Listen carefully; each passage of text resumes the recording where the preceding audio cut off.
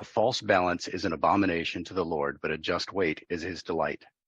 When pride comes, then comes disgrace, but with the humble is wisdom. The integrity of the upright guides them, but the crookedness of the treacherous destroys them. Riches do not profit in the day of wrath, but righteousness delivers from death. The righteousness of the blameless keeps his way straight, but the wicked falls by his own wickedness. The righteousness of the upright delivers them, but the treacherous are taken captive by their lust. When the wicked dies, his hope will perish, and the expectation of wealth perishes too. The righteous is delivered from trouble, and the wicked walks into it instead. With his mouth the godless man would destroy his neighbor, but by knowledge the righteous are delivered. When it goes well with the righteous, the city rejoices, and when the wicked perish, there are shouts of gladness. By the blessings of the upright is a city exalted, but by the mouth of the wicked it is overthrown. Whoever belittles his neighbor lacks sense, but a man of understanding remains silent. Whoever goes about slandering reveals secrets, but he who is trustworthy in spirit keeps a thing covered. Where there is no guidance, a people falls, but in an abundance of counselors there is safety. Whoever puts up security for a stranger will surely suffer harm, but he who hates striking hands in pledge is secure.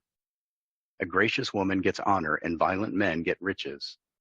A man who is kind benefits himself, but a cruel man hurts himself.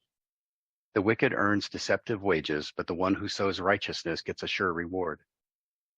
Whoever is steadfast in righteousness will live, but he who pursues evil will die. Those of crooked heart are an abomination to the Lord, but those of blameless ways are his delight. Be assured, an evil person will not go unpunished, but the offspring of the righteous will be delivered. Like a gold ring and a pig's snout is a beautiful woman without discretion. The desire of the righteous ends only in good, the expectation of the wicked in wrath. One gives freely, yet grows all the richer. Another withholds what he should give, and only suffers want. Whoever brings blessing will be enriched, and one who waters will himself be watered. The people cursed him who holds back grain, but a blessing is on the head of him who sells it. Whoever diligently seeks good seeks favor, but evil comes to him who searches for it. Whoever trusts in his riches will fall, but the righteous will flourish like a green leaf.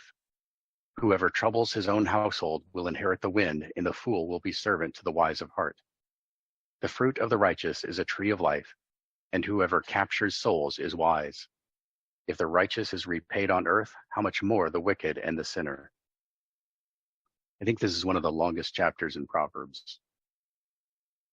31 verses. Most of these proverbs are essentially standalone. I mean, they're all more or less related to each other, and some of them are paired in parallelisms. But a lot of them are, we could talk for an hour or more about a single one of these. And just as an illustration, I paired just the first 3 verses with other passages in Scripture. Verse 1, a false balance is an abomination to the Lord, but a just weight is his delight. Of course, there's the command in the Torah about just weights and measures. That's repeated a couple of times. It's discussed a few times in Proverbs and Ecclesiastes and the Psalms, and Yeshua had a lot to say about it too. He didn't word it the same way, but he did talk about the verse here I've got, Mark 4:24, with the measure you use, it will be measured to you, and still more will be added to you. So he took something that's talking about just pure economics.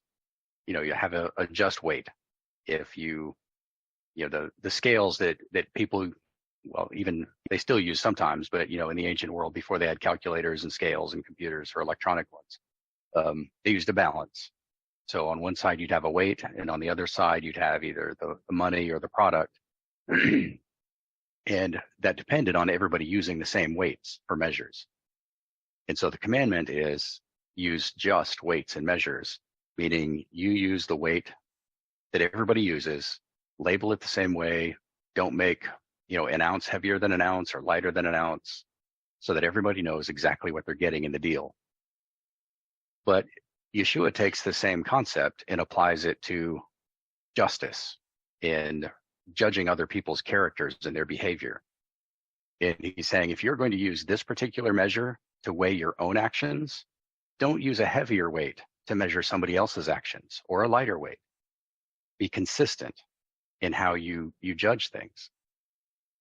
And obviously we talked about that for a while. In verse 2, when pride comes, then comes disgrace, but with the humble is wisdom.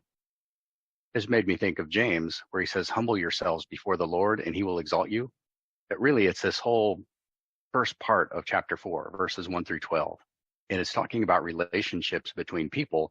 And, you talking about how prayer, you don't get what you pray for because you're asking wrongly, meaning you're asking for the wrong motivations. But then he turns this into a discussion of how you treat people. And it's all about pride. If you're thinking of yourself as better than other people, then that's going to hinder your prayers. It's going to cause problems in your relationships. It's going to cause problems in the whole community. And then verse 3, the integrity of the upright guides them, but the crookedness of the treacherous destroys them. Which immediately made me think of Romans chapter 1, but I thought this was a better one. The integrity of the upright guides them. Let your yes be yes and your no be no. Be the same person all the time. And it's really goes right back to just weights and measures. It's the same idea. Don't be this weight or this measure in one circumstance and another in a different circumstance. Be an honest person. Deal forthrightly with everybody all the time. Unless you're at war, and then feel free not to. But we could go through this whole chapter verse by verse and tie each verse probably to dozens of other passages as illustrations or allegories of the same point that's being made. So what I'm really curious about is, as y'all were reading this chapter, were there particular verses that stood out to you and made you think of other stories or Yeshua's sermons or something in one of Paul's letters or something else that really seemed to illustrate what Solomon is saying in the proverb? And were there any passages or any proverbs that seem to stump you? Like, what is Solomon really trying to say here? Because sometimes he is kind of obscure. Well, this first verse makes me think of with how the Pharisees treated Yeshua. Their false sense of justice was different from what Yeshua's point of justice really was. They were unjust in the way they dealt with people, and they went by their fence laws, and Yeshua went by the Torah. So that was a sense of unjust judging, and they were always twisting the Torah to benefit to benefit what they wanted to say in their fence laws. So that's what first comes to mind in the first verse. Yeah, I've noted that even for myself, it is tempting sometimes to interpret a command or some instruction in Scripture in light of my own circumstances. Kind of like what you're saying about the Pharisees, how they would twist a commandment so that it was easy for them to follow, but not necessarily easy for other people to follow. Trying to think of a specific example, the Sabbath day's walk is a good one. Like you're not allowed to walk more than so many paces on a Sabbath day. Well, that's fine if you're a scholar who doesn't really have to go anywhere to get to the synagogue. But if you don't live within that number of paces of a synagogue, what are you supposed to do? Build your own? But I'm sure the Pharisees would have a problem with that too. So I think that's where you're going with that, right, Daniel? Yeah. There is one thing, the money changers in the temple. they allowed the money changers to do business on the Sabbath when they weren't supposed to. Mm. So they were twisting the rules there, and Yeshua, of course, flipped over the tables and called them. They turned my father's house into a den of thieves. So Yeah, and probably charging a lot more for the same animal inside that courtyard than they would have outside of it, because it was approved, by the priesthood for use in the temple.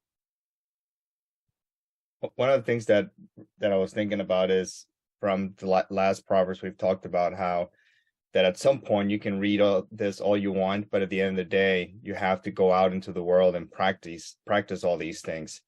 And sure, we can relate everything that's written here and to some kind of verse, whether it's in the Tanakh or the Brit Hadashah, like one of the you can find it there. But I wonder how many times Solomon actually saw this as he was writing in his lifetime, right? As he was writing his lifetime, he experienced his father being righteous and the blessings that his father got through doing that, and the promises that he was given by God as well, and seeing how that righteousness as well gave him blessings.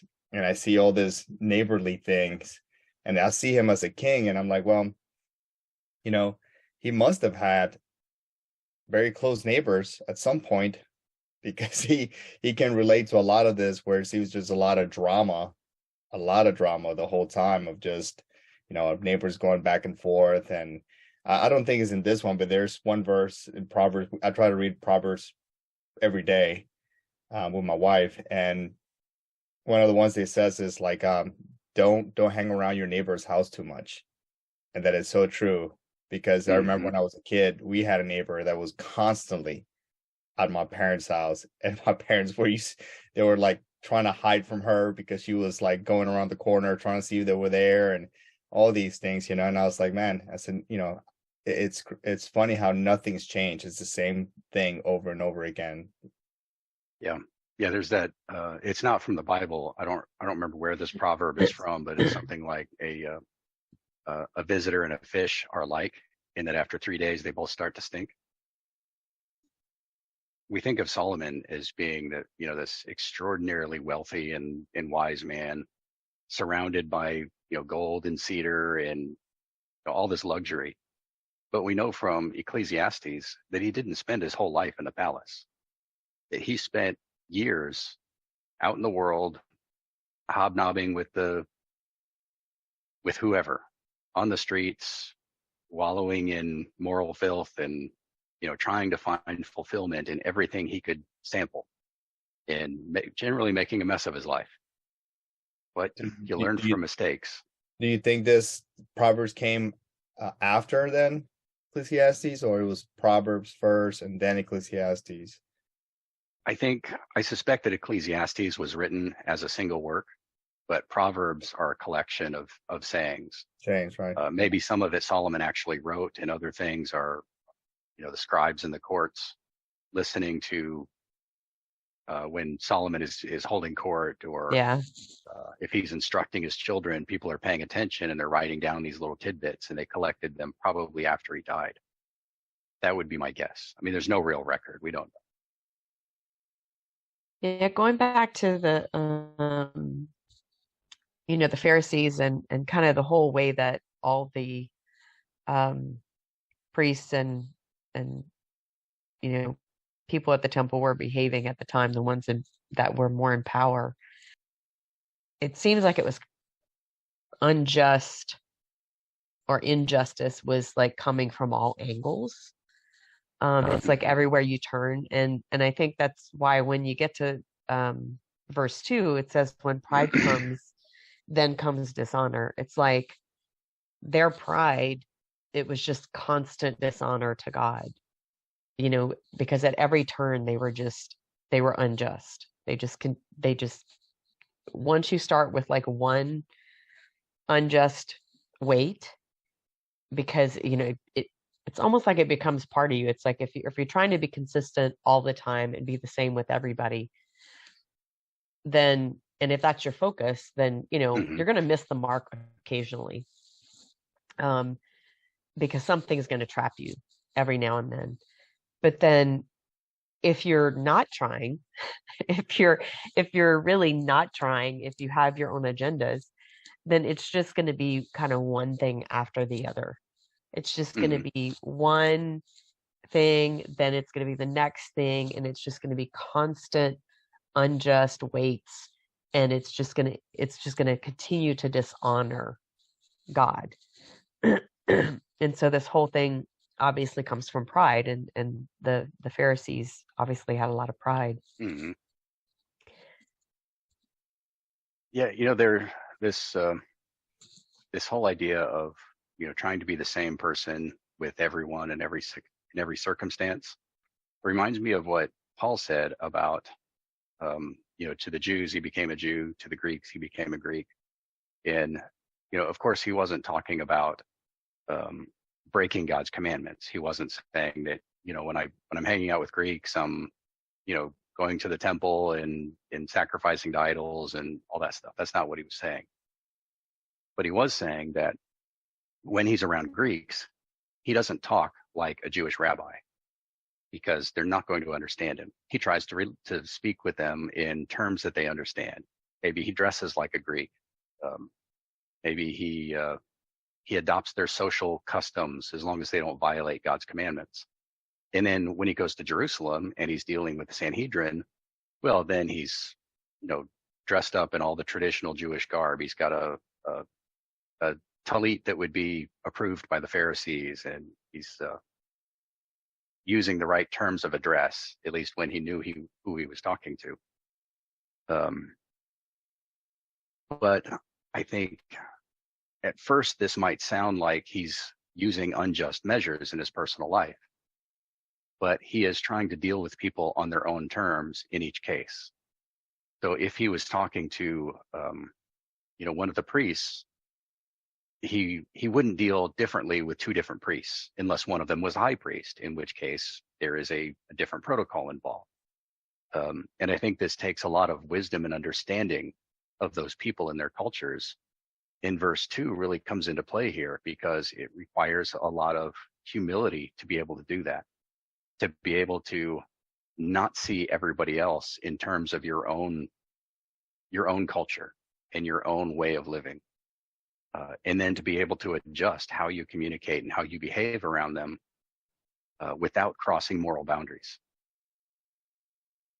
Takes a lot of experience, I'm sure. It's interesting because there's two things that came up as you were talking about that.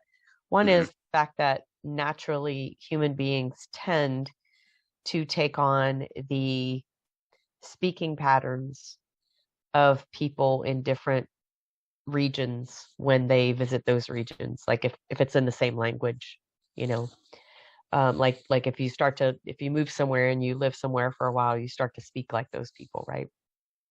Hmm. And so there's something about that that's just kind of natural to us. There's something interesting about the fact that that's natural to us to behave like the people that we're around, to speak like them, to do things the way they do. And I don't think there's necessarily anything intrinsically wrong with that. It's just that you obviously have choices when it comes to moral decisions. So I think there comes that issue. But it is interesting that Paul, you know, was not just doing what they did, but paying attention to really know who they were, Hmm. which is a whole nother issue. When you started talking about that, I was thinking about how very often people who are not very aware or trying to be very aware of the people around them, um,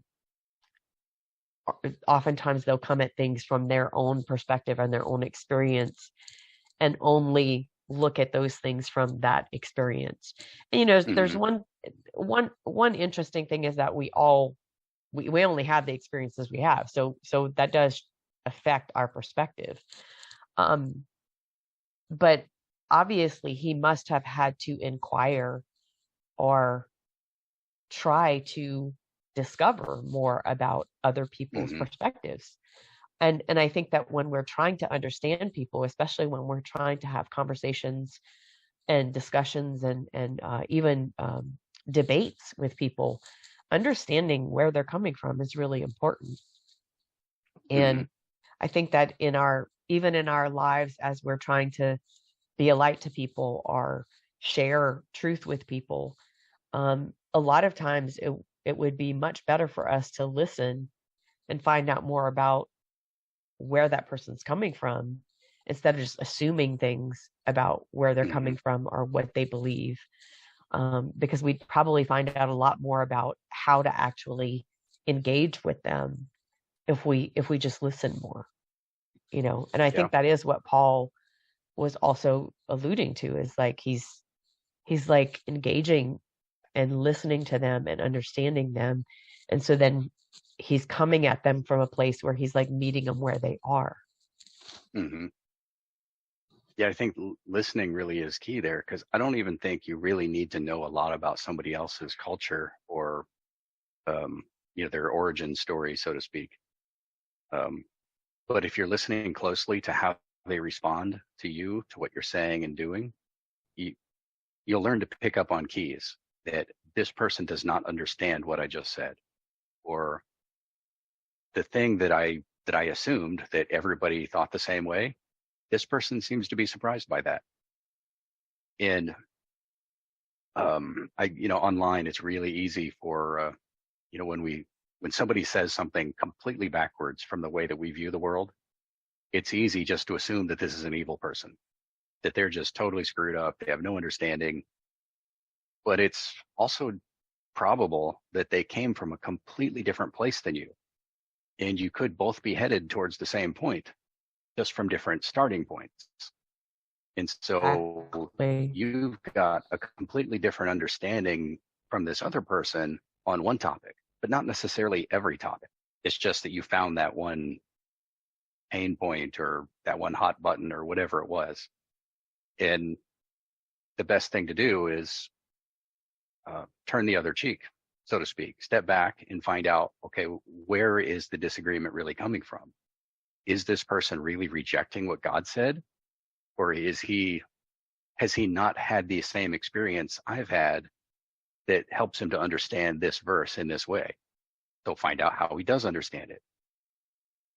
And that takes a lot of patience. And for the most part Humility. online these days, I don't even debate with people, because it's either going to take an hour or more of back and forth, and you have to make sure other people aren't interrupting, because the internet is just a free for all. Um, or it's going to devolve into a fight, one of the two. And if I've got time, then I love engaging with people who have honest questions, especially if they're coming from a completely different place. But you have to be able to judge that too, whether their disagreements and questions are honest, because When they I aren't always.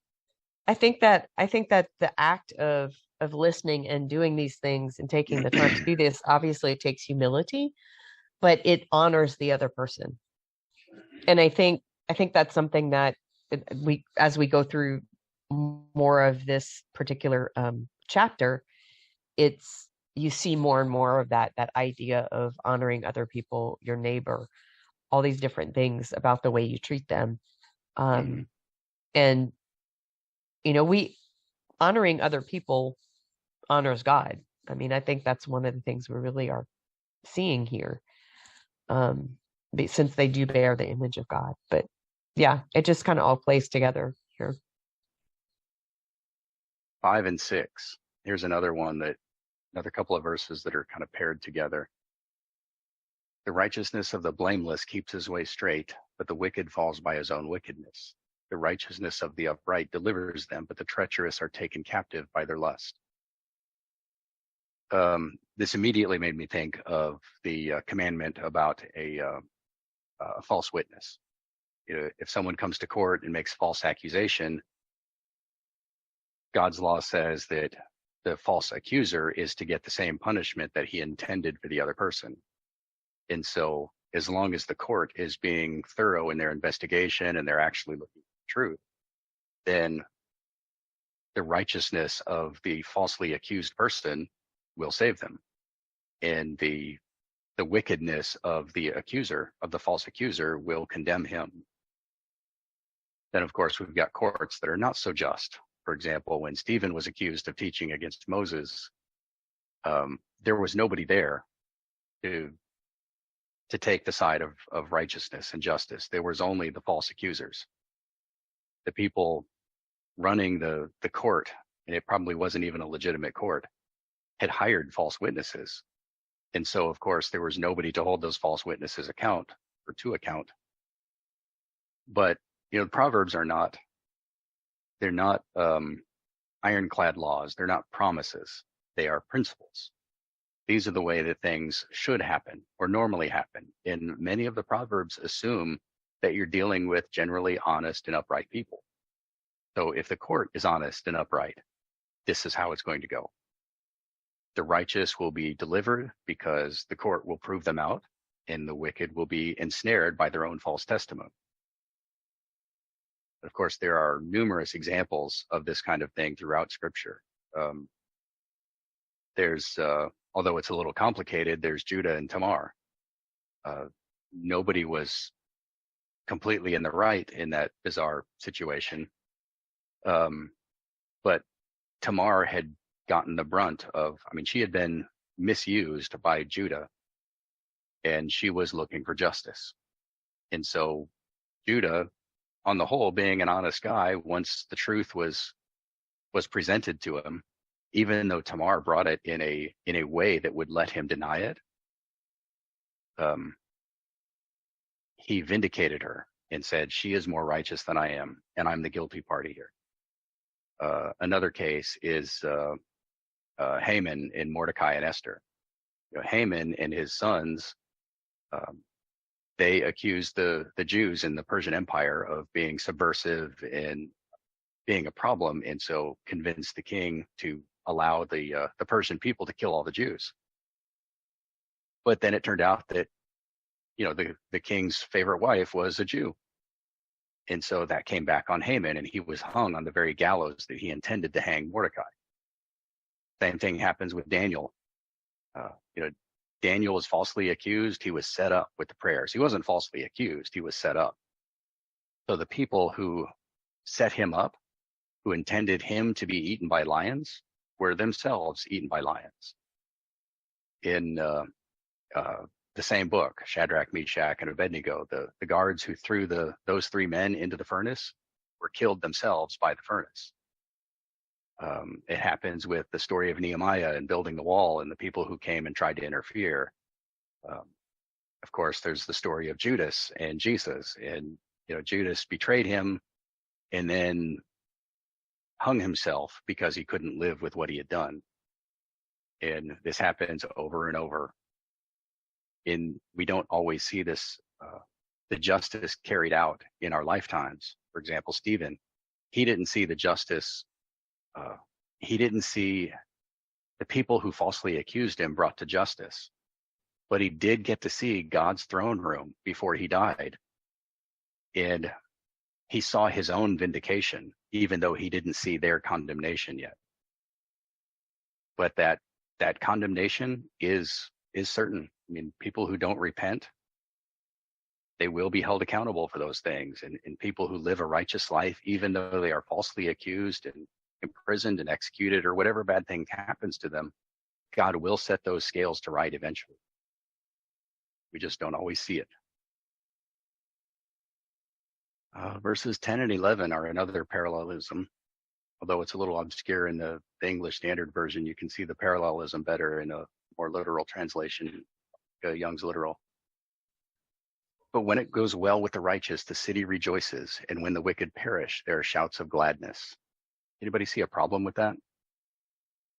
Particularly with the last half of that, when the wicked perish, there are shouts of gladness. Yeah, we shouldn't be happy when our enemy falls, right? Yeah, there's a subtle difference there. And we shouldn't rejoice over somebody else's misfortune, but we should rejoice that people who were oppressed are no longer oppressed. Mm-hmm. That's a fine line to walk.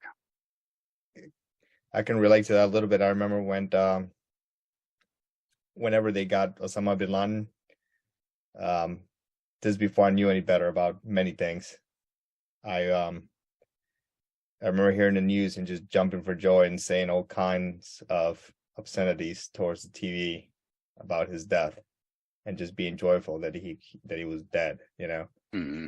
And I think, as you read the scriptures, a close family member of mine, I told him, I said, look,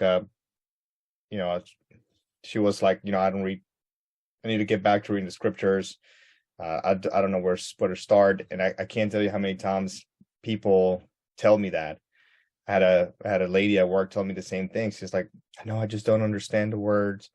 I don't get it. And I'm like, I know it seems that way. I said, but once you start reading it and you're consistent with it, then you'll start getting things. So you might not get things the first time, but you're eventually going to start aligning things together. And none of us get it right or get it the first time. It takes a while to go back and forth. But I always tell everybody to just go back and read the scriptures, start with the Proverbs and just read one chapter a day, and that will help you out, just to kind of get into the rhythm of things. But my family member was like, every time I read Proverbs, it's tough because it points out to where I have been unrighteous in my life, and it's hard for me to look into it. And that's one of the things as I started reading the word and saying not to rejoice on your enemy. And obviously it's not like I have enemies at my door all the time or anything like that, but I still go back when I read that, go back to that event, and I'm like, yeah, he was a bad guy, honestly, but at the end of the day, that we're not called to do things like that. Yes, am I glad that there's hopefully peace because of his death, and more people are alive because of that, and I'm like, think that's a good thing. Be glad that kind of pain is not around anymore, but being happy for the misfortune, like you said, of somebody, that's what sets us apart from everyone else, because it is okay now. It has become okay for nobody will tell you anything if you're happy that something happens to a bad guy. And we're supposed to be different in a sense of, well, I'm glad he or she are not doing anything wrong, but if anything, you gotta, it says pray for your enemies as well, right? So that person's gone, a bad guy's gone, still be good to pray for their families, because I'm sure they have left loved ones behind. Mm-hmm. Yeah, Well, the and I think, situation is always more complicated than what we know from a distance. yeah, I don't know if we had this conversation before, but I work with an Iraqi man who was in the Iraqi Air Force at the time of the first Persian Gulf War, during Desert Storm. And he's been in the States for probably almost 20 years now. And he came over because he gained asylum in the United States because he did help the Americans at some point, and he had to leave the country or something. I don't really know the details, but one of the things that he said to me is that everybody in Iraq knew that Saddam Hussein was a bad guy. Nobody was under any illusions that he was a good guy, but he kept the peace, and the country was running. As soon as we took Saddam Hussein out, it was total chaos. Everybody suffered. And it's how do you rejoice in that? I mean, nobody's better off. I mean, I'm sure somebody's better off, but for the most part, it's not the Iraqi people. All right, what were you going to say, Paula? oh, I was just gonna say that when it comes to like these kinds of things, I think keeping our eyes on the things that we have like prayed about, or the things that other people might be praying about or desiring, is really important. And really what we're after righteousness and justice. We're after things being made right, and if somebody has to die for things to be made right, um then we should be able to rejoice over things being made right.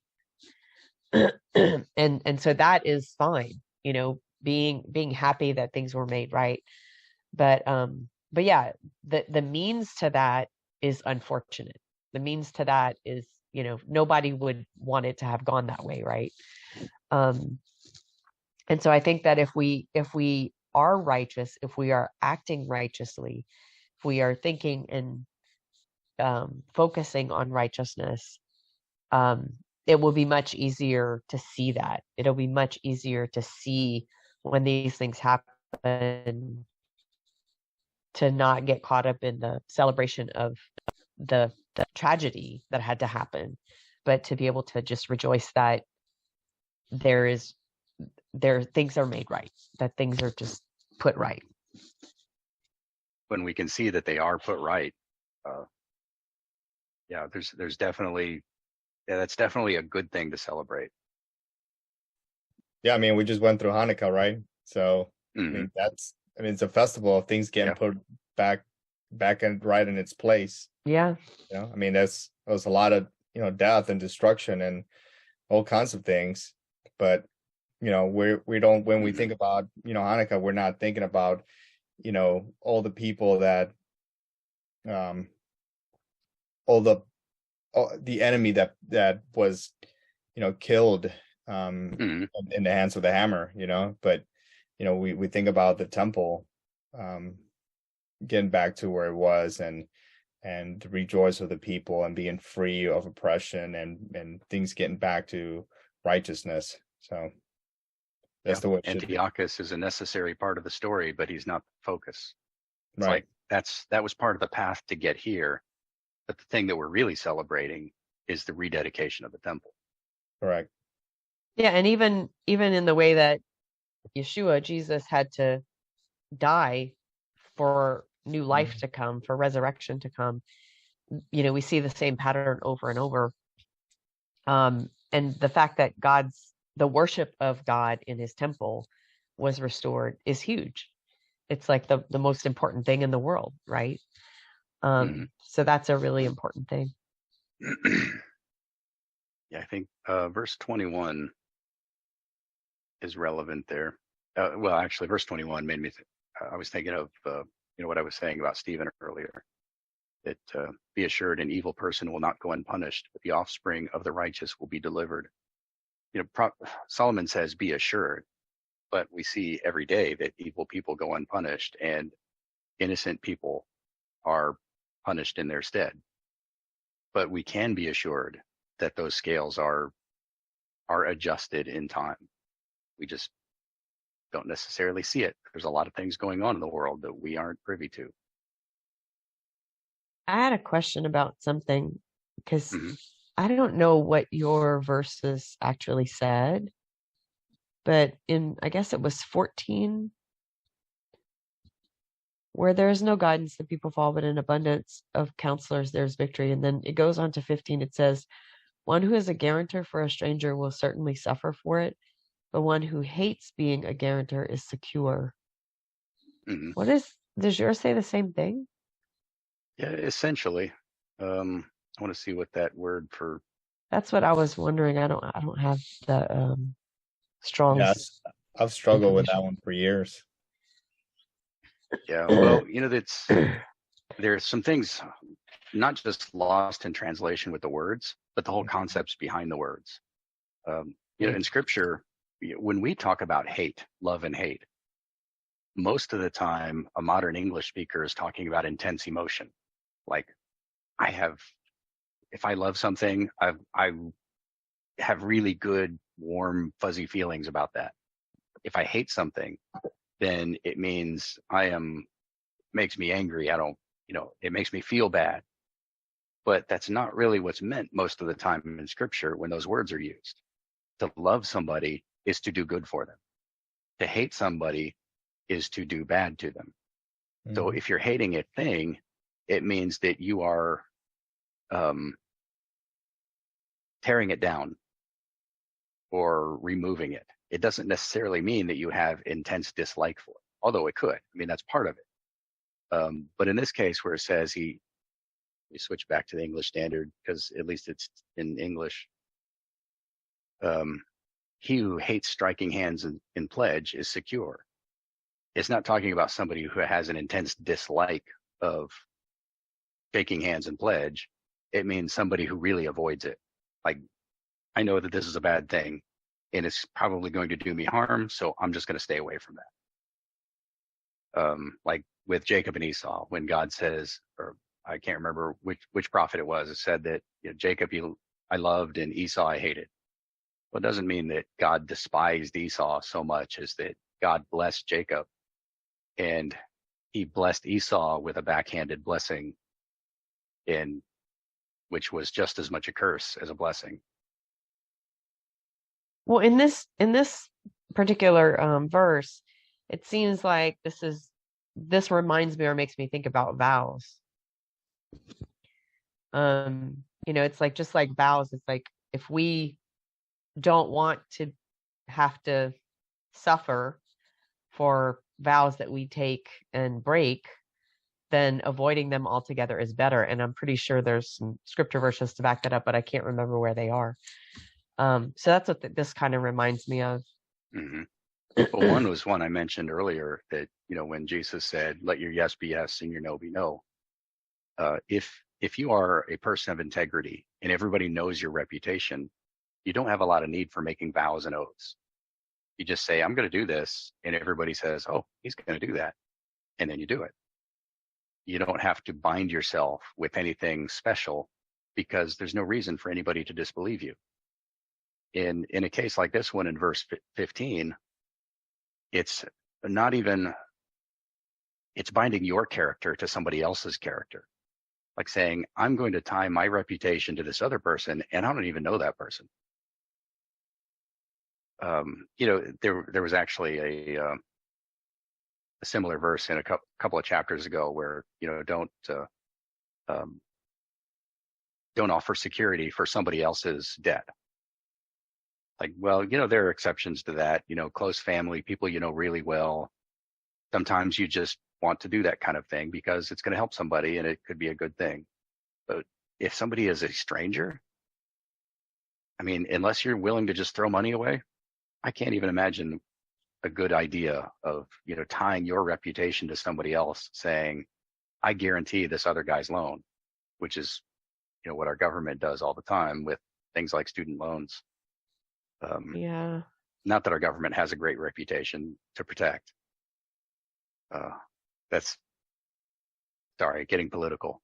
No, but it goes back to, I think, what we talked about before, how you got to look at it in a historical way, because when the faith, or, you know, the religion, if you want to call it, where we come from, it tells us to give a stranger a hand, right? Mm-hmm. But that kind of stranger is different than the kind of stranger they're talking about here, because, you know, you got to remember, like, Israel was its own righteous nation, and there were all kinds of evil nations around them. So they're strangers, and here's righteous Israel. And Mm-hmm. for us, we're not in the land. We're not around other believers that have the same mindset as we do.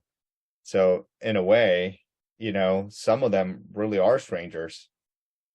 Completely different faith, completely different understanding of things. So yeah, why would you Mm-hmm. why would you why would you do that? You know, why would you put up, you know, for a stranger you don't even know? But, you know, they're not talking about you know, somebody that is of the same faith as you, but you just don't know them. These are like completely different people. And it's at the thing in a society where or a you know, religion where it's all like very soft and don't know the where things end and start. You may think that that's rough, but Mm-hmm. I mean, I see panhandlers all the time, and I don't give them a dime. I don't know them. Mm-hmm. They're strangers to me, right? I don't know what they do, so why would I do that? You know, but the, you know, past religious experience that you believe, you're like, of course, give him something. You know, feel bad for that person. Of course, I feel bad for him, but you got to know the difference between when to pray for them and when to give them $1. You know. Mm-hmm. That's a really hard one too. But I think that the scriptures cover a lot of the commandments, even cover, even as you look through some of these proverbs, there's a lot of instruction about how to treat your neighbor. And there's a lot of instruction about how to treat people in general. And sometimes we actually do a disservice to people when we do some of these things that we think maybe we're supposed to do. And so it gets a little tricky, I think, in our modern world to kind of figure these things out. But I think if we study the word, I think we can. I think it gets a lot clearer to figure out how do we honor the image of God in other people? How do we honor God with the things that we do? And there's a consistency and a thread that runs through all that that I think we can even see as we look into this chapter of Proverbs. It reminds me of, I think it was Thomas Jefferson, and I'm going to paraphrase because I don't remember the exact quote. Something like, friendship and commerce with everybody, entangling alliances with none. And it, at the time, well, probably at all times, that's a good principle to go by. And part of the reason for that in international politics is that if you make an alliance with some other country, you have no control over what's going on in that country. I mean, unless you're like the United States and you're meddling in everybody's business. But at that time, the United States didn't have that kind of power outside of North America. So having an alliance with France is going to get us into trouble with Britain and, the Netherlands and Spain and all these other countries that we don't necessarily want trouble with. But France could get us into trouble because we have an alliance with France. In the modern world, I think this plays out in a lot of ways that we wouldn't necessarily expect. I saw a video just this morning. It was one of those man on the street interview kind of things. Somebody was walking around a college campus asking people pointed questions, like just trying to see what ridiculous things people would say. And the guy who was doing the interview, he asked this college kid about gender reassignment surgeries for minors. And the guy responded like that is a total lie. No doctor in the country would ever do a permanent surgery on somebody under 18. That's illegal. It's against the law. It's a lie. Nobody ever does that. And so the guy said, well, let me show you this video from Johns Hopkins University. And it was an official video that the hospital had put out saying, we do these, top surgeries on minors as young as 12, and we're proud of it. And you can come and get a consult. And because this young man had already aligned himself with a particular political view, he felt trapped. And he said, well, that video was probably edited. They're probably really talking about cancer patients. So the guy brought up another one.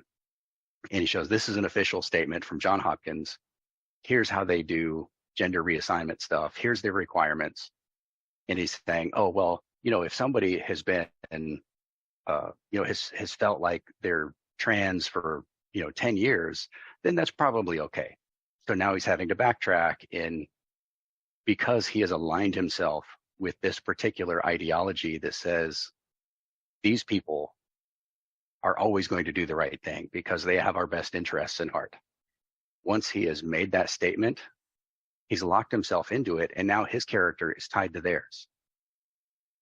And a few questions further on, and he's to the point where he's saying that, yeah, sure, it's fine for a 10-year-old boy to get a paper signed from some street vendor saying that he's qualified to get gender reassignment surgery, and then go to the hospital without his parents and get his private parts cut off.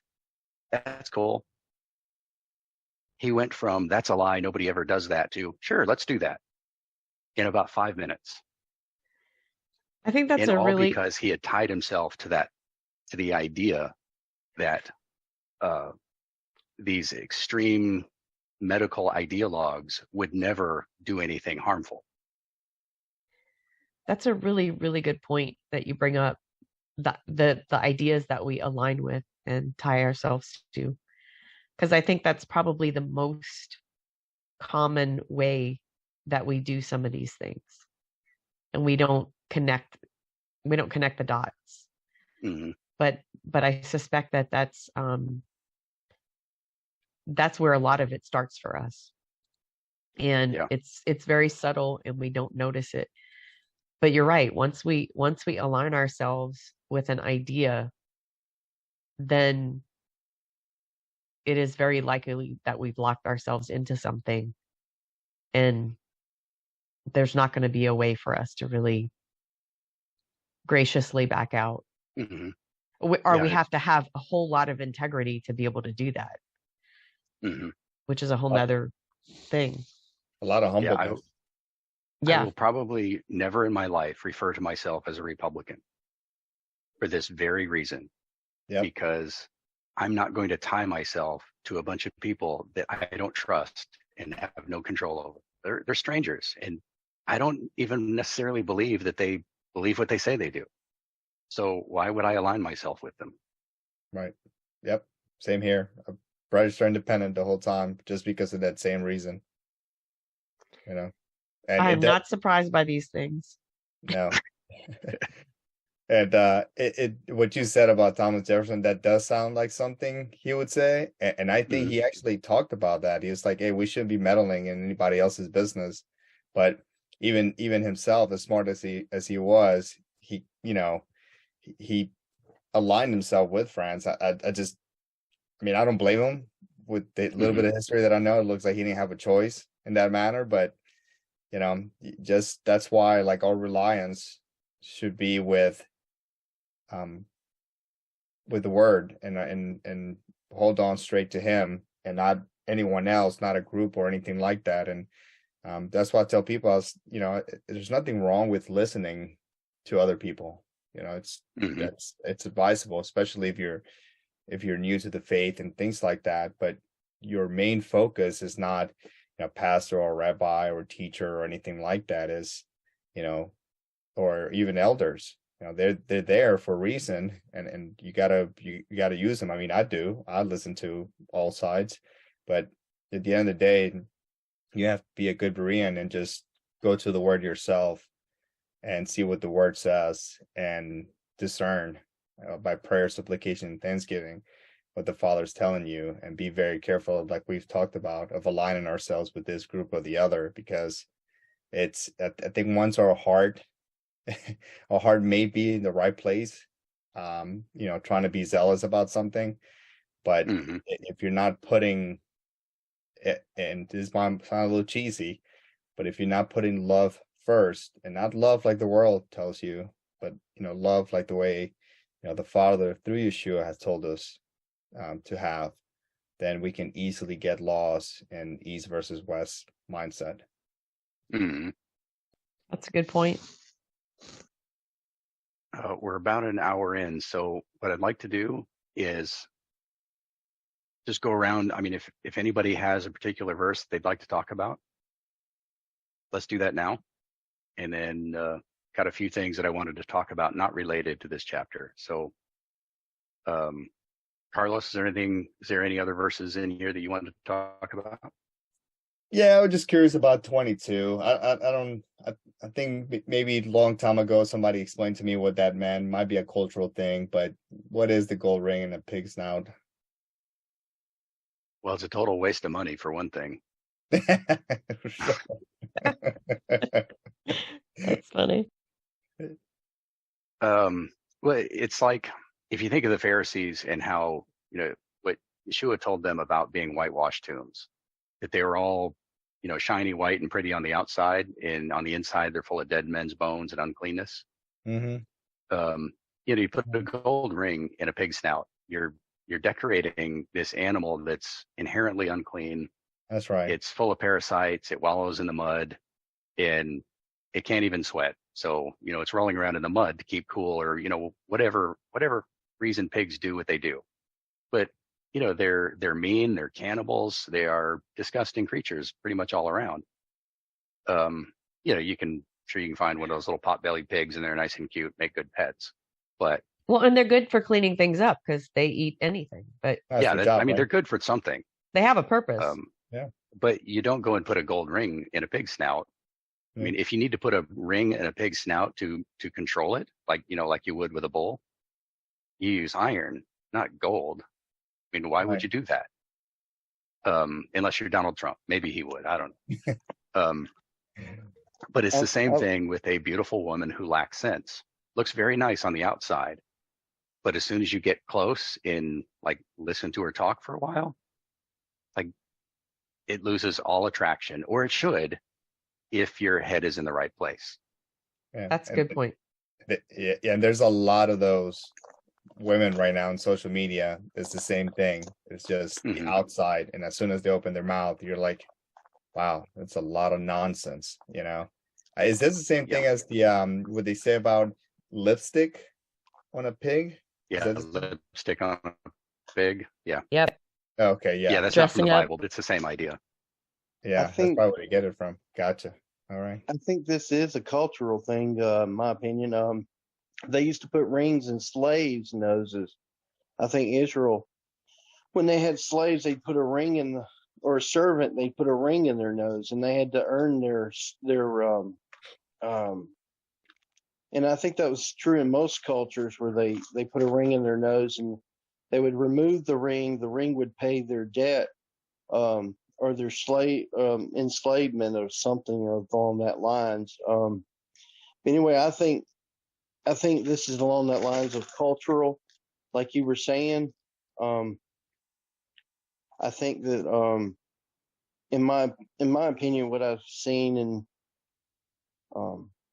you're putting a beautiful woman, you're putting a ring, a servant, making a servant out of a beautiful woman whose intent is to deceive and to destroy your household.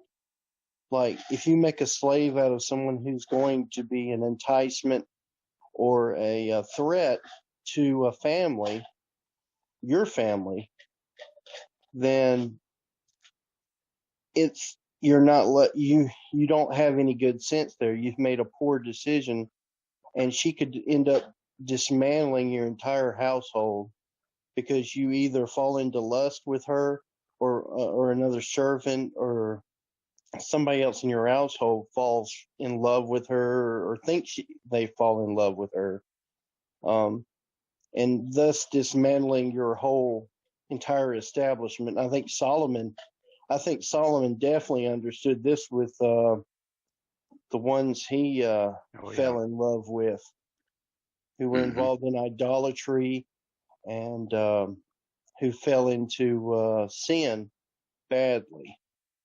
He was taken away from God because of women. I think ultimately, his lust, and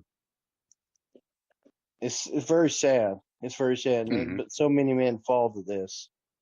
It's a very that cultural powerful threat. That cultural angle is something I hadn't really thought of, but I should have.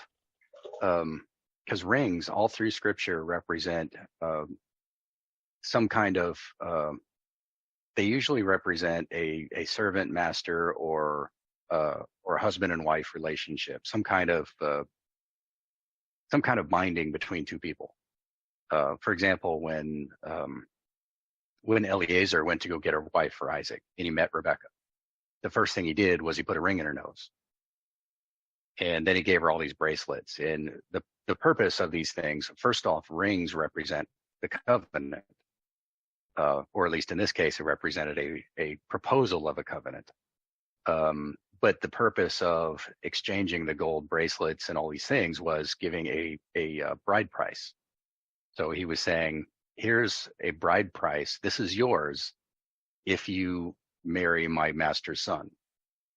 And in return, he's her father and brother give a dowry. So there's this exchange of gifts between the two families. And if he ever abuses her or divorces her unjustly, she keeps both.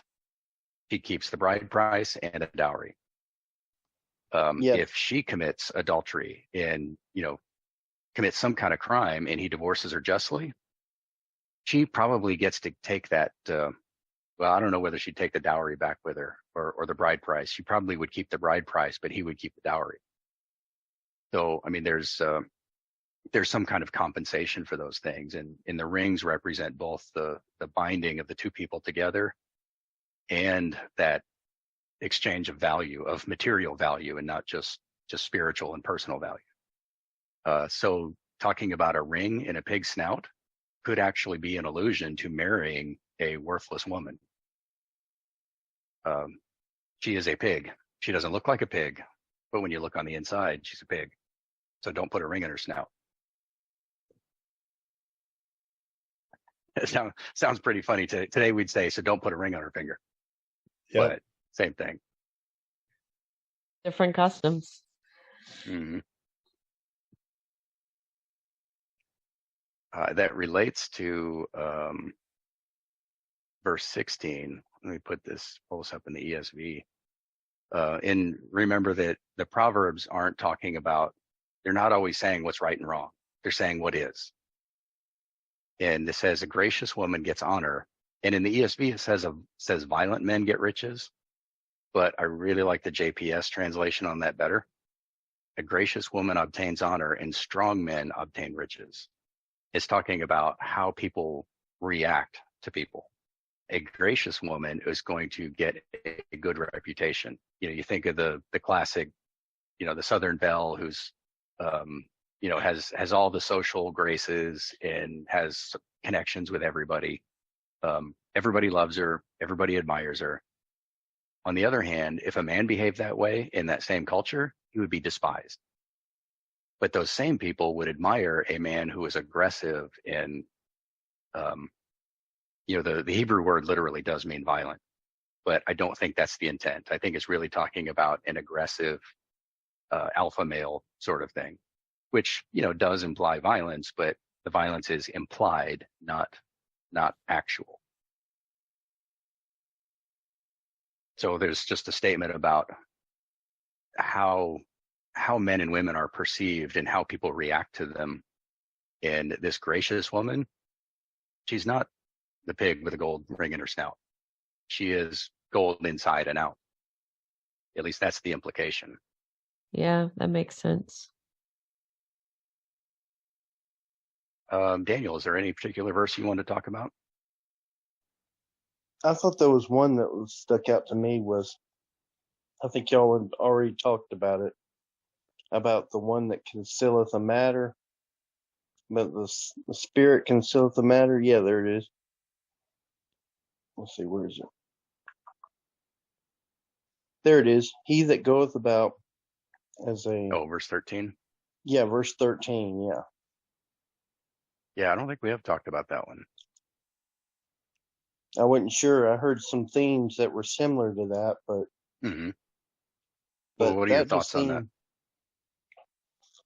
Well, two people, I think there's scriptures that say about rushing around, just telling, you know, when you rush to tell the truth sometimes, it can come about as slander instead of telling the truth. Mm-hmm. And I think this is about wisdom, about guarding your tongue and speaking only when it comes, you know, time to tell the truth. Not Mm-hmm. rushing in to just pour out whatever's in your mouth, or on your mind. But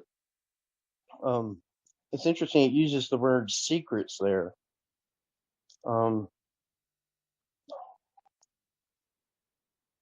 It just, Yeah, that there's is so many. interesting. Yeah. What's that word on the secrets there? The Hebrew word is sod. So it's not even literally talking about secrets, but It's about talking about a deeper things that meaning. aren't obvious. Yeah, I was gonna say things that Yeah. are things that have In this first part, I think in the ESV it says whoever goes about slandering. That's not a literal translation either.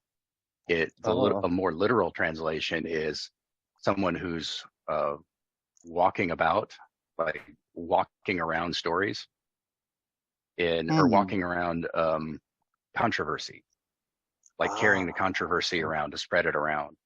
And it doesn't matter if it's true or false. If this is something that other people don't have any business knowing, if somebody has a habit of talking about other people's business, then they're going to continue talking about other people's business, and you need to be careful what you say around them, because your business is going to be next. But somebody who keeps his mouth shut and isn't always telling you other people's business, you're probably more able to trust that person with your own secrets, so to speak. Yeah. That's just Don't really confide interesting. in someone who tells you about the other guy who confided in them. Yeah. It's interesting it uses the word sowed there too as well. Mm-hmm. It's like something really, really deep and dark almost. But dark not necessarily meaning that it's evil, but maybe something that doesn't really need to be brought to light until it's time. You know, so many people try to go about bringing about revelation, interpreting the book of Revelation. It's a sowed thing. That whole book is a sowed thing. And it's God's timing and revealing for everything. Yep.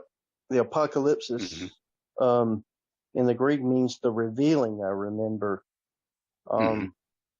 So God has to reveal. It's better to let God go about bringing things to light rather than us trying to go about on our own strength, trying to bring other things to light. Yeah. Because if we do, we come across as being speaking Lashon Hara, the evil tongue, and that just seems to be just everywhere. I mean, yeah, Lisa, if you're not familiar with that term sowed, I know it's come up in this group before, so I'm pretty sure everybody else knows what that word means, but there's a Jewish hermeneutic method, a Jewish method for understanding and interpreting scripture called Pardes. And it's an acronym standing for Peshat, Remez, Drash, and Sod. And each of these words represents another layer of meaning. So the Peshat is the surface, the plain, ordinary meaning. What does it say? That's what it means. And then the Drash is, or the Remez, I can't remember what the word means, but it may be an allegorical thing. And then Drash is more like the Sunday sermons. Like, you know, here's what this verse actually says, but here's how we can apply this. Like with those first three verses that I brought up when we first began this conversation, with Jesus talking about, let me pull up the slide so I'm looking at the right thing. The measure you use, it will be measured to you, and then connecting that with false weights and measures, that would be a drash sort of interpretation. And then sod is the final level, and these are the deep mysteries, the things that are not obvious from the text, and that you have to have special revelation or, you know, some other key to understanding it. And you have to be really careful with that kind of stuff, because anybody can say anything at that level. But that's what the word means, or at least that's how it's used in theological circles. Thank you. I'm sorry. Just one question. Is that sowed like SOWED? Is that what, am I getting that right? It's usually spelled SOD, like grass sod, but it's pronounced sowed with a long O. Oh, great. Okay, thank you. Sure. Oh, also, Lisa, was there a particular verse that stood out to you, or something that you'd like to talk about? Well, I guess I'm a little stuck on what just came up earlier in looking at verse 24. One of the mentions of charity, or, you know, dealing with panhandlers or different levels of generosity and giving. And verse 24, basically, I guess I'm a little confused when it says there's one who withholds what is justly due, and yet it results only in want, versus the beginning of the verse when it's talking about one who scatters. And to me, I guess my question is, at what level is that verse dealing with generosity and charity versus, what Paula brought up earlier, which is that somehow, sometimes, giving can be a disservice to somebody who potentially is, asking for money or goods or services. Yeah, and that is a difficult question. I think you really have to know something about the person that you're giving to know whether or not what you're giving is going to harm or help them. I don't know. I don't have a lot of personal experience with wealth, but the wealthy people that I've talked to and that I've, heard from, and, I've read a lot of biographies, things like that. One common thread is that generosity is the key to growing wealth. And almost every very wealthy person will say the same thing. If you want more, give away more. And it doesn't make rational sense, but it seems to work for people. The more generous they are, the more they get back. It also doesn't always mean monetarily. Right. Giving more. It It just doesn't have means to. generosity in all things. Mm-hmm. Yeah, and with panhandlers, things like that, it's a really difficult call. I mean, if you know this person, or if you're just giving them food or something, then you're not going to hurt anybody by giving them food unless they're allergic or something. But giving people money, well, that's a difficult call, because is this person able-bodied? Can they work? And they're just standing on the corner asking people for money because they don't want to work. You don't really know. And giving people money just because they've made bad decisions doesn't always help them. Sometimes you have to let them suffer so that they'll learn from whatever bad choices they've made. Well, I think How do you know?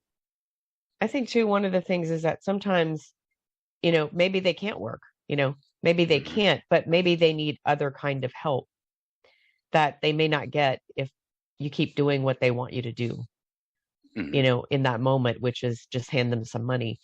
And I think it's a really complex thing. And I don't think that I don't think it's wrong to give these people money necessarily in terms of like morally, like it's absolutely wrong. Personally, that's kind of my perspective. It's like, if you decide to give them money, it may not be the best thing for them, or it may be at the moment, it may be a good thing for them. There's no way to know that if you don't know them and their situation. But I don't think that it's absolutely morally wrong to just give them money if that's what you decide to do. That's just my personal perspective about it. I don't. Yeah, and I Yeah, agree with you. in I agree small with you, amounts, it's probably not a problem. I will frequently, if somebody walks up to my car window and asks for $5 or something, well, if I've got $1 or $2, I might give it to them, but I'm not going to give them $50 because I have no idea who they are or why they're standing there or what they're going to do with it. Yeah, and I don't have a strict law where I just don't give any panelers any money. I remember there was this lady when I would leave work, and she was there for months, man. I think probably a year, and she just kept going up and down, asking for money. And honestly, the Father taught me a lot of things with her, because the first long time ago, and maybe I've told you guys this story, but I was in a good mood. I don't know why. And I gave this panhandler $10. Okay. And I wasn't doing well financially. So $10 was a lot back then for me. So I gave him $10. And when I drove around the next day at 8 o'clock in the morning, just the day before, he was drinking a tall boy at 8 o'clock in the morning. And I kind of laughed at myself, and I'm just like, well, I guess if that's what makes him happy, this is years ago. And I said, but I promised myself that I will never just freely give money anymore. And I went for years without giving $1 to anyone because of that one event. But this lady, she really touched my heart. And instead, what I would do is I would give her a bag of toiletries and things like that we put together for her. My wife did, because she knows, what she would need, and I would give it to her. But what I did is I spent a whole month like praying consistently for her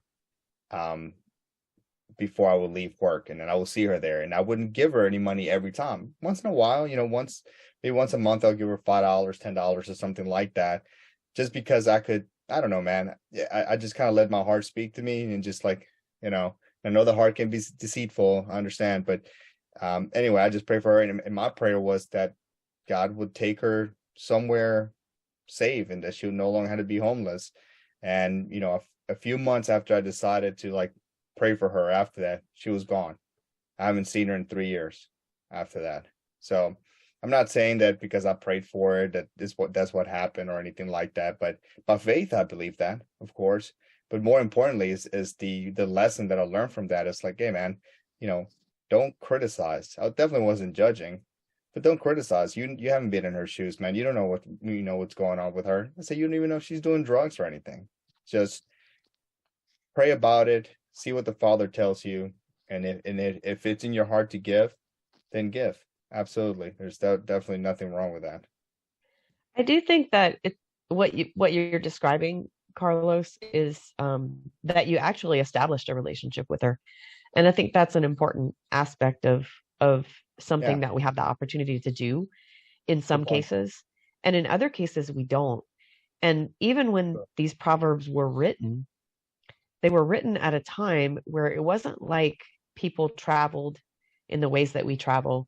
It wasn't like, there definitely were like homeless people and people panhandling. But oftentimes, if you lived in a town, you saw those same people over and over again. So in a lot of ways, people knew these people, and probably even had some sort of relationship with these people. So they would know things about them. They would know their families, or they would know what family they came from. They would know the circumstances behind the person's situation. In many cases, if they were from that area. And so I do think that's important too. We don't live in we live in a very transient like type culture where everybody's just moving around all the time, and these giant cities, and people don't have community anymore and don't know people as well and are very isolated. So I think those things factor into like the modern situation where it makes it more complicated to really understand how to apply this than maybe it was back then, because people knew people. When you have characters in the Bible introduced, it's like, this is so and so, son of so and so. It's like, this is how people knew each other, by their families, by their lineage. So people really knew each other differently than the way that, at least in the Western world, and in the United States, that we tend to know about people and their circumstances.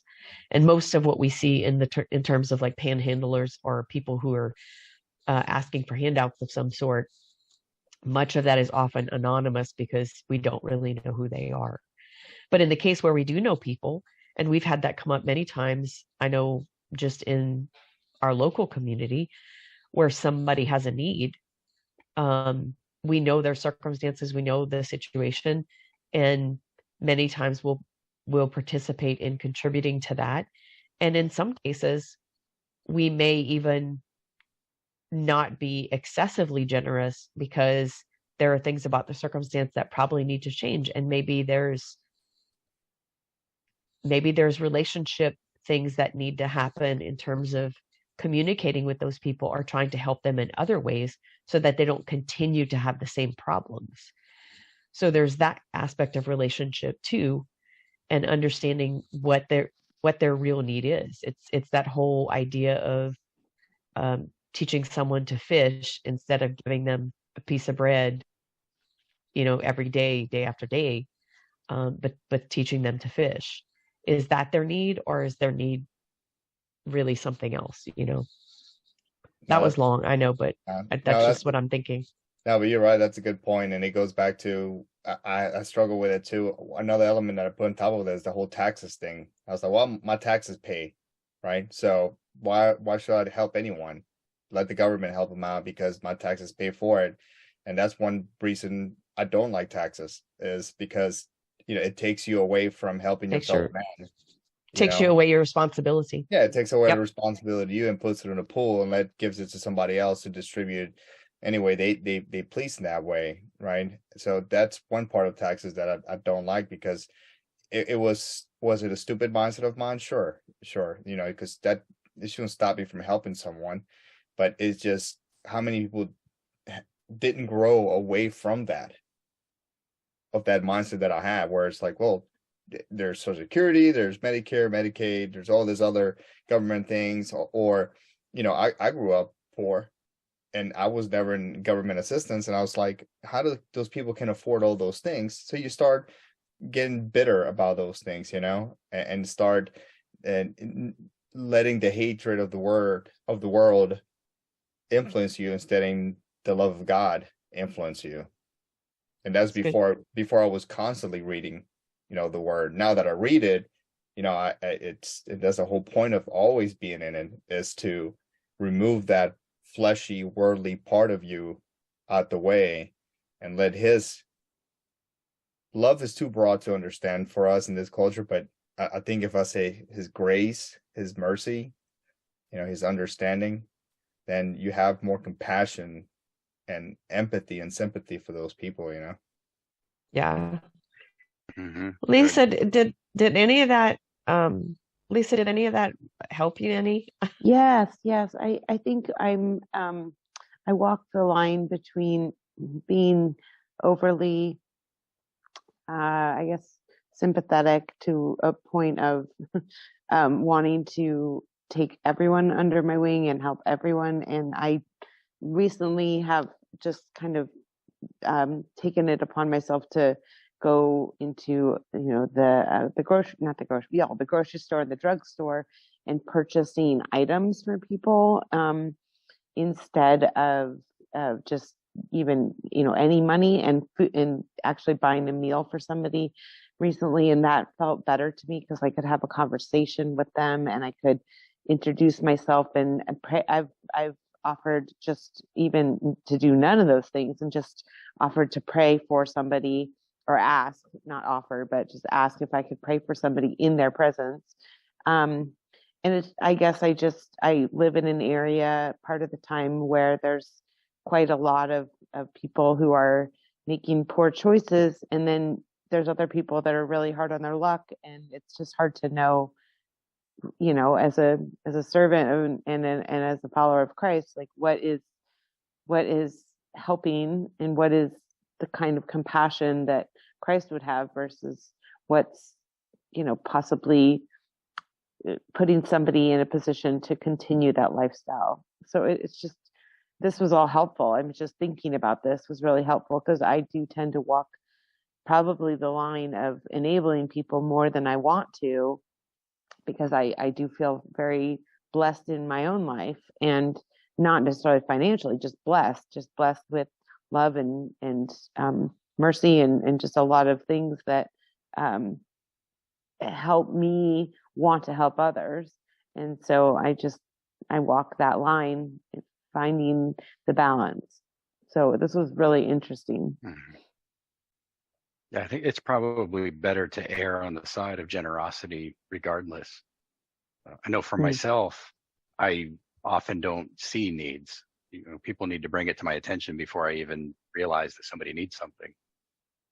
I used to live in Denver, and I did something similar. I'd keep a box of like granola bars and bottled water in my car. So if I did see a panhandler, I could give him something. I didn't have any money, but I could give them something when I noticed that they were there. Now that I live in Texas and it's 100 some degrees in the summer, it's not practical to keep food in the car, and I work from home, so I don't go anywhere anyways. Yeah, I do frequently wish that I had more opportunities just to be generous to people. And so when something comes up in our community, if somebody brings it to my attention, I want to jump on those things and help. I don't always know what is really helpful, but I want to do something for people.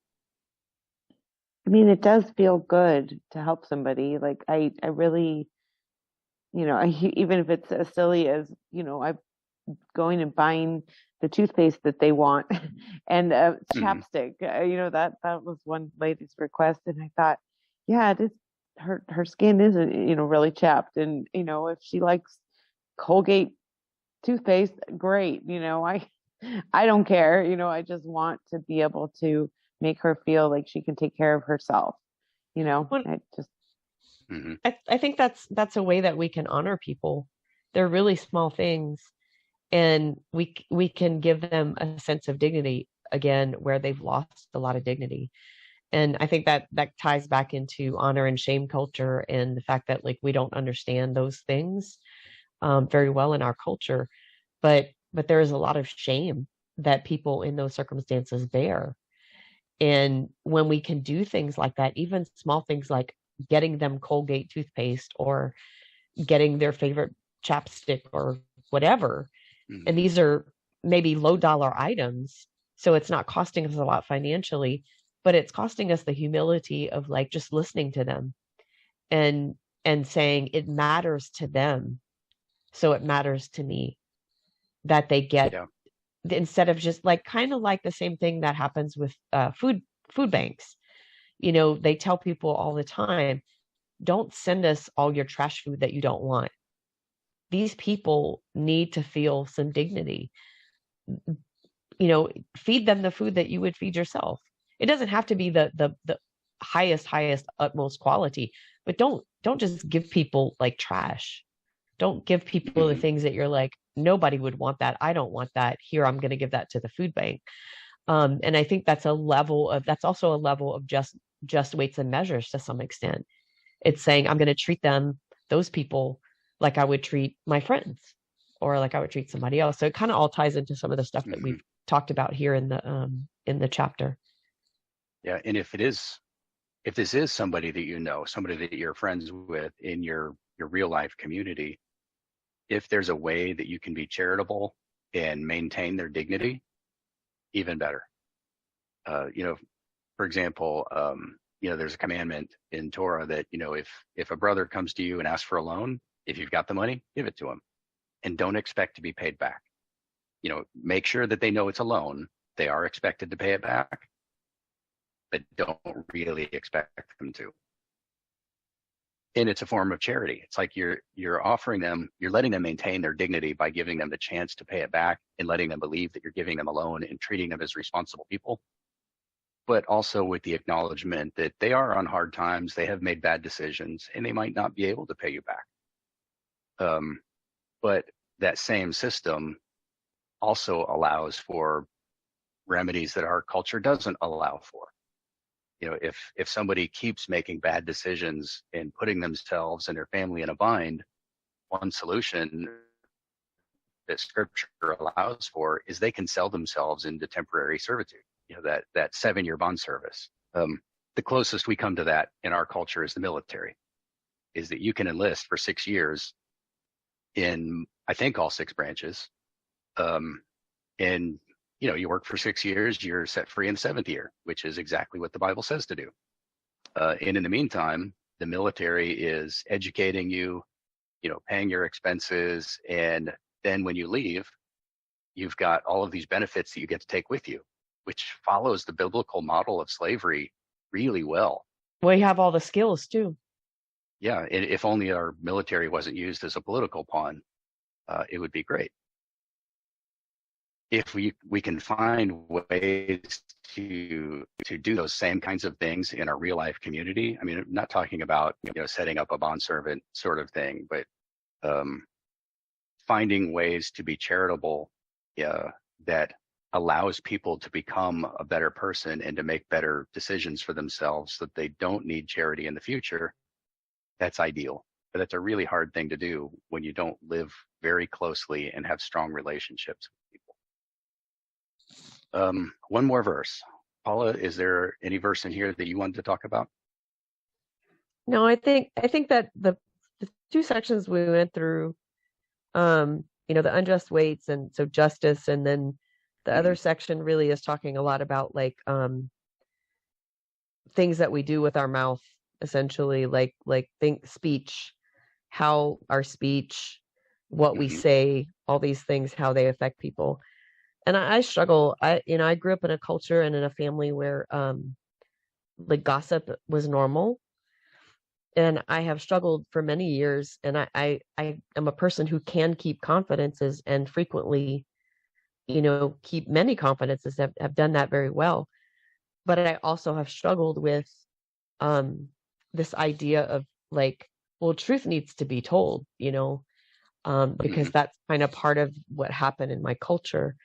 And so I certainly am very convicted when I read, even when I read about, every time I read anything about gossip and keeping confidence, because I know that keeping certain things, like when we're talking about verses 24,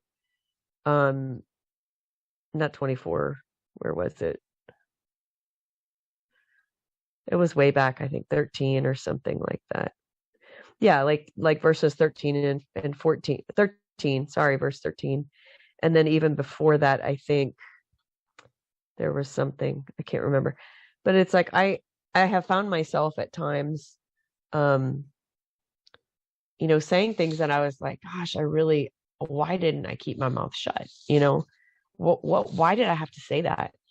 And consciously, when I'm very conscious of it, I know that like there are plenty of things that don't need to be said because they cover